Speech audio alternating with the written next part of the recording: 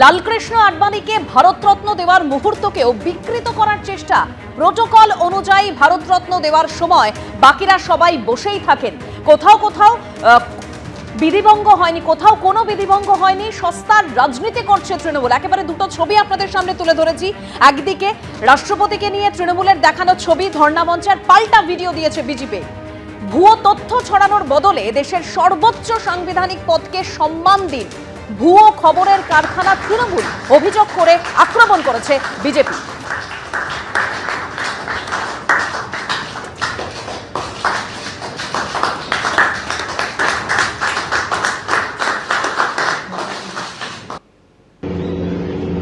আদবানিজিকে ভারতরত্ন দেওয়ার অনুষ্ঠান ছিল সেখানে আদবানিজির বাড়িতে রাষ্ট্রপতি গিয়েছিলেন ভারতরত্ন দেওয়ার জন্যে।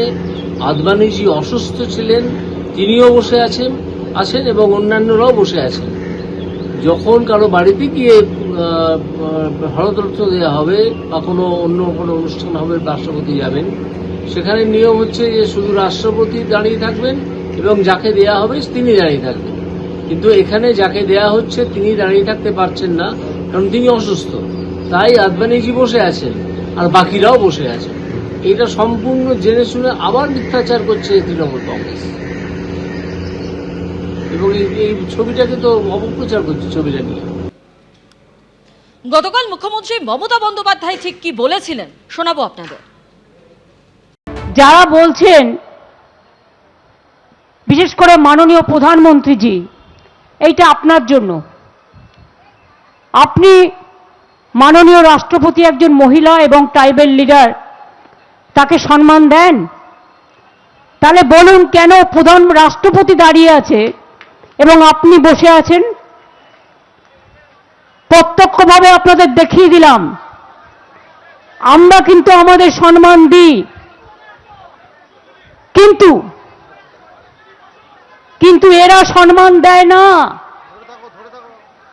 সম্মান কারা দেয় আর কারা দিতে পারে না, এই ছবিটাই তার প্রমাণ করে দেবে। মুখ্যমন্ত্রী এবং রাজ্য প্রশাসনের আচরণে ক্ষুব্ধ রাষ্ট্রপতি। কেন মুখ্য সচিব এবং ডিজিপিকে এখনো সাসপেন্ড করা হলো না, প্রশ্ন বিরোধী দলনেতার। পাল্টা আবার তৃণমূলের কি বক্তব্য শোনাবো।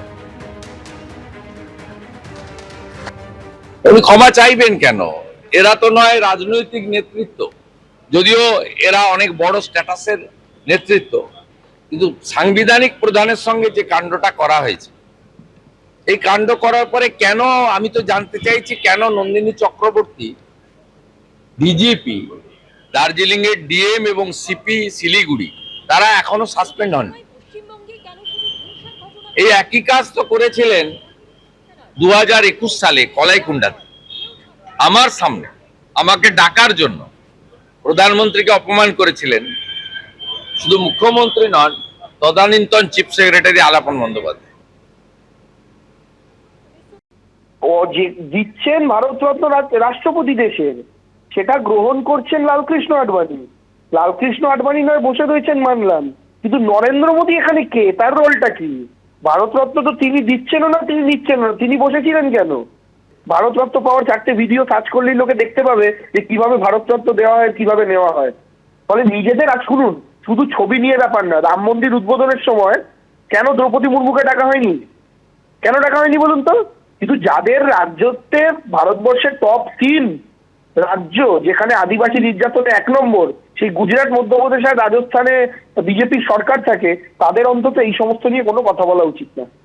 এবিপি আনন্দ, এগিয়ে থাকে, এগিয়ে রাখে।